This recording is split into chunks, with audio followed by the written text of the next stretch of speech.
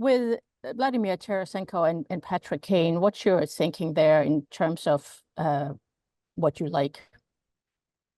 Well, first, Patrick individually, he had a really good summer. I think today's NHL expectations of players in the summer, they come into camp pretty ready, but I think Patrick really took advantage of having a full summer. He had a lot of pop throughout practice right to the end, which was exciting to see. And as far as the line, him and Vlad together, JT, I think a lot of our lines will be very fluid early on. This is one look today, but I think we're going to have a lot of different looks going into camp and then obviously into the exhibition season. Is it one though? I mean, Lucas and Alex and Dylan have had such chemistry together, and B, with Patrick's playmaking and Vladimir's ability to finish, that there's potential there for. Of course, yeah. I think you can see a lot of different combinations throughout our forward lines, different looks.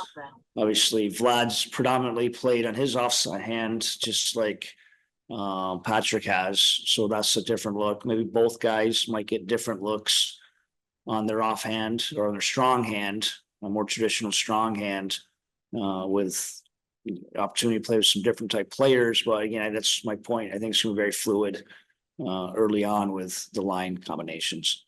And lastly, just I know the negotiating is with Steve, but just not having Moritz here, what does that do for you and your staff? Yeah, obviously we love Mo. We'll be ready to embrace Mo whenever he does arrive, but it kind of business as usual. I think guys been around enough where they understand the RFA type of situation. So I think it was just business as usual today. I thought the practice, both skates had a really good tempo to them, pretty good focus from the guys. So not really that much of a distraction today, if you will. Thanks, Derek. Max Bolton. Hey, Derek, I'm just curious what kind of your message was to open camp and set the tone here today.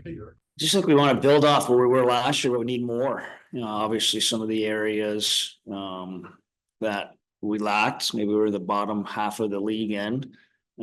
Asked the guys for a little bit more, little points of emphasis in practice today. We kind of started with our breakout habits and some D zone habits, worked a little neutral zone after. So I liked where we were at, pretty comfortable with how well the structure looked towards the second half of the practice, which is, a little exciting for a coach, but just day one, but, just a strong message, just need a little more in anything we do, any approach we have. And that first opportunity was day one of practice.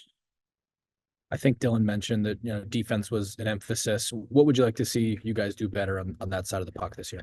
I just like the two-way approach a little bit, be a little more conscious. Appreciated the goals last year. We'll need those goals again this year. You need goals to be successful in this league. But again, I just think an emphasis, we want to keep pushing this forward. I think we need to do a better job, obviously finishing the bottom half of the league of goals against, not a recipe for success. So it's certainly a point of emphasis from yesterday, our meetings into today, and our skate and work in progress. Thank you. Millsy. Newsy, Dylan talked a little bit about how some of the older guys on the ice were kind of setting the tone today during the sessions. How vital is that towards this team's success as the season goes on? Vitally important. We're bringing back a core. Our core is kind of coming, but it's growing together. And I felt I've grown with this core a little bit too. And I think it was their opportunity to set the tone.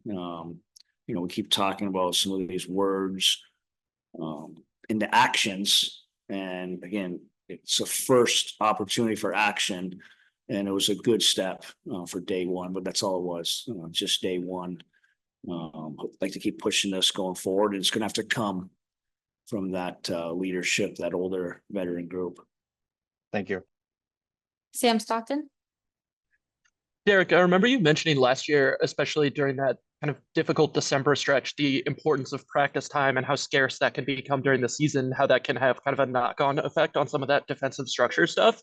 With that in mind, what for you is important about kind of maximizing this time in training camp when you do have all that space to focus on those details? Getting reps. I know it's not as black and white as just having practice, but you literally saw the spikes in our success. That 16-4-2, whatever run it was, we just had some rhythm where we'd have a game, practice, game, practice, practice, game. We were able to just work on our game and just it translated well. You're not going to get that in today's NHL, especially with the international event, the 2-week break in February. So when you get practice time, you have to take advantage of it. And we certainly have some opportunity here in camp. And I thought a pretty good start today. And I also remember you mentioning at this time last year that Mo was one of the guys who helped set a sort of physical tone as camp was getting started. Was there anyone who stood out today in that regard?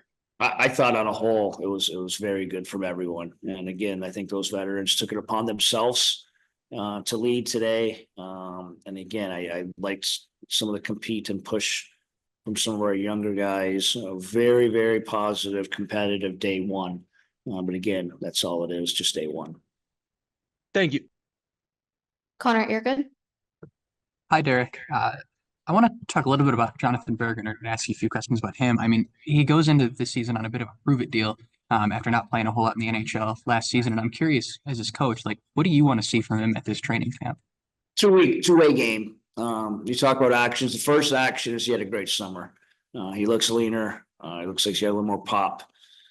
He's done his work. Now it's just being a little more responsible in that two-way game. I think what we're going to ask a lot of our guys. And I think he just got caught in our organization last year with a lot of like players that were probably ahead of him at the National Hockey League level. But he's got a great opportunity. And I think we were very clear in our messaging this summer. He understood it. But this is going to be a whole ask our whole team. But yes, of course, that two-way game. Not giving up easy offense, not cheating for offense. He can create offense by playing the right way. He's talented enough. His offensive IQ is great. It's his responsibility. I mean, we're more of a two-way game. And then switching gears to Ville Husso, I know he had some injury troubles last season and appears to be healthy now, is on the ice. But I'm curious, as far as like being in game shape, I mean, how much can you tell about his abilities from a training camp like this versus actually getting him into a preseason game, into a game, so really seeing him live? Great question. He's going to need reps, and he's going to need live reps.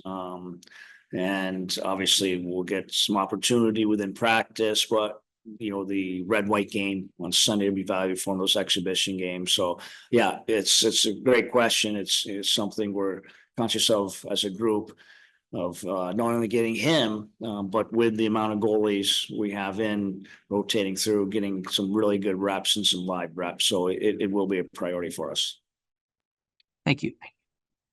Bob Duff. Derek, Dylan alluded to this a bit this morning about the tough schedule your team is facing in October, and it seems that maybe a bit ridiculous to think 1 month could make a season, but if you get off to a bad start in the NHL, it's hard to make up that ground. It's real. It's just you're going to get challenging moments throughout your schedule, and then some of it at times can be just the schedule. And most teams are going to deal with a very tough schedule, again, with the 2-week break. But sometimes you get a stretch of games when you're just playing some really good competition. And we just happen to have Pittsburgh, the Rangers twice, and Nashville twice for our first 5 games. So again, I still think it's about us and where our game is at the time. The last 2 years, we've had really good starts. We had a 3-0-2 start my first year here. We had a 4-1 start my second year here. And that's because we had a really good camp. And no matter what our competition is, I still think it's about us and getting our game in order and play the right way. And obviously, we'll certainly need it with the caliber of competition we're going to start the season with. And Alex Chason was one of the reasons that we decided to bring him in on a PTO was the success he had on the power play with you a couple of years ago. Yeah, some of that, but I just think our familiarity with him played very well for us down the stretch that 2 years ago. Obviously, he went through an injury last year. like the person, like the individual. I think he was comfortable with us. So I think, yes, there was some of that success on the power play, but I think his overall 5-on-5 game, some familiarity with the player and the individual was why we extended that PTO. Okay, thank you.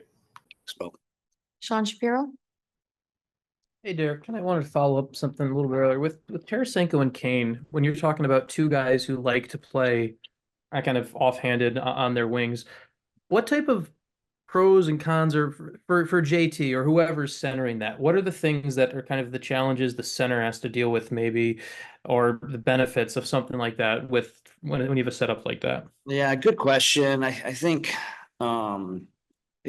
Patty was probably ahead of the curve. You can see it's very common now to play your offhand, even out of your zone, taking pucks off the wall.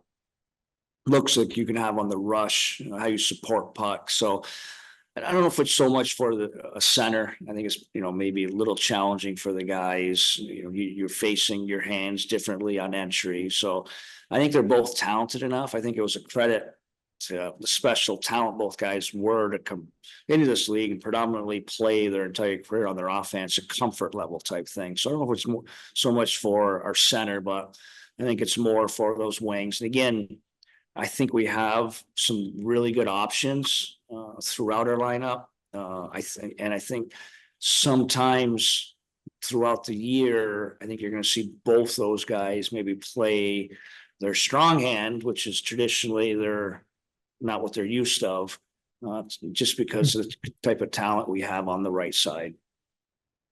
I don't know. I'm curious. Obviously, maybe you played with. I mean, you coached Kucherov, who it was a guy who came down on his off wing quite a lot, and we see a lot with Russian players. I'm just curious for you as a coach, just when you talk to guys who kind of come up that way, kind of, and we'll ask them too at some point. But for you as a coach, what do you kind of get from the feeling for?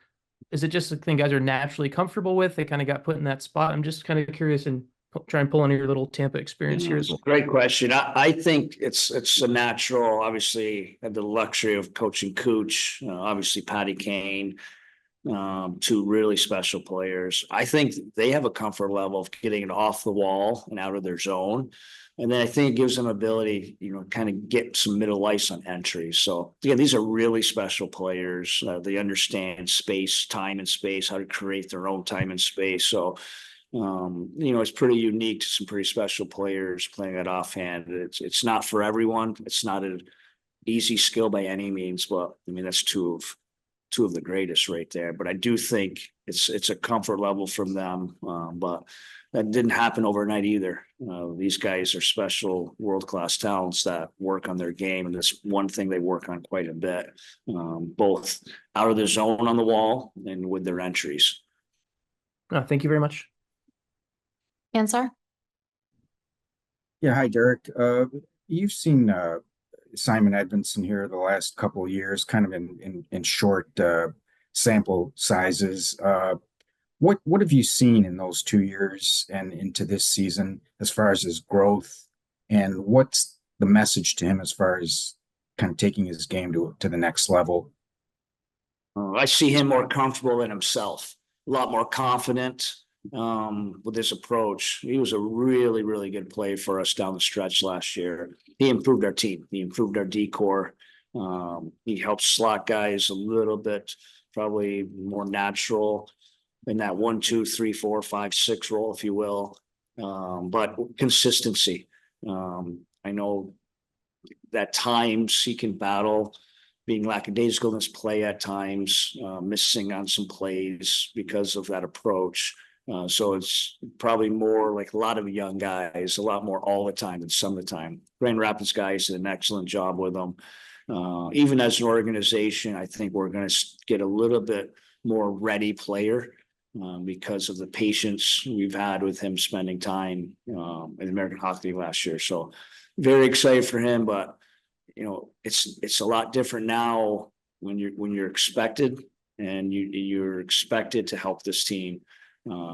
Last year he kind of comes in a role, excited. There's probably a little adrenaline, a little energy there. Hopefully you want to see him settle in, but you want him to keep that urgency in his game too. Thanks, Derek. Ted, Hey, Derek. Hey, I'm just curious, after the way last season ended and just the optimism, it just seems the expectations are different this year, a lot higher around the league for you guys and stuff too. Do you think these Well, guys are, do you think you guys are comfortable with that? No? Yeah, it's a great question because I think that's more reality than anything. I think it's a natural progression.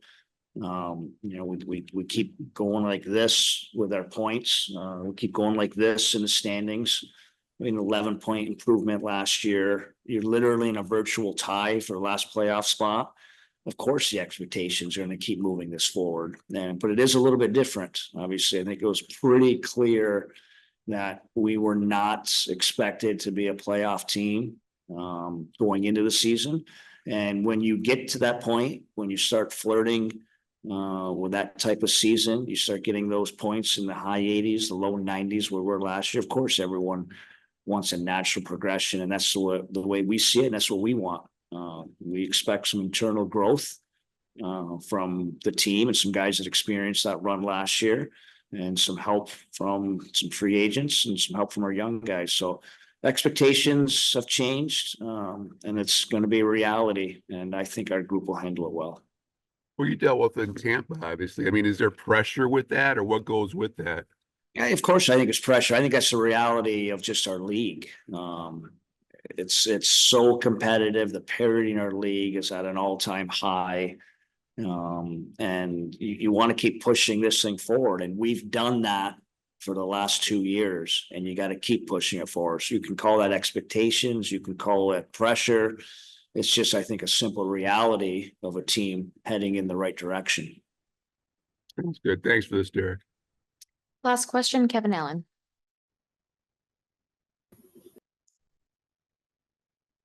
Kevin, I think you're muted. Hi, Derek. Sorry about that. Sorry. I just wanted to get your thoughts on Albert Johansson. Obviously, this is his time. He'll get at least an opportunity for a look. What are you looking for him to show you here in training camp and preseason? Simple game. Being able to move a puck. He showed it in practice today. He had a couple eye-popping breakout type plays in some very tight situations. But to be able to defend, it's a little heavier, obviously, at this level than it was last year. But really impressed with him as a player last year. I was able to see him quite a bit down the stretch last year. And we feel he's ready to help us. He's gonna have to go earn it. I want to see it in camp. We want to see it in camp, but I just want a simple game out of him. Being able to transport a puck for us, being able to defend, and he did that at a pretty consistent level in Grand Rapids. We're gonna want to see it at our level now. When it comes to preseason games, I know in the last couple of years you've given the younger players an opportunity to play a lot. I'm assuming you wanted to see them, but will you be looking to try to work with your lines a little bit and trying to connect them, or was it going to be a lot of emphasis on getting looks for the younger players just to see where they're at? Yeah, good question. So it's going to be a little bit of all of that. We probably want to see some lines together, especially talking about how fluid it might be. We want to see some special teams together. But at the same time, we want to give a really good look, and we want to see those young players. So there's going to be all of that going on. It's a little complicated. I think we lost an extra day with our preseason and the amount of games. It's a little complicated. I think we play 5 of our last games in 6 days, I believe. So that's going to be complicated, trying to manage some energy levels, being smart going into the season, but we're going to have all those looks. We want some special teams to get some looks in the exhibition, we want some lines to get some looks to get in the exhibition, and obviously we want to play our young guys a lot. Thank you, Derek. Thanks, Newsy.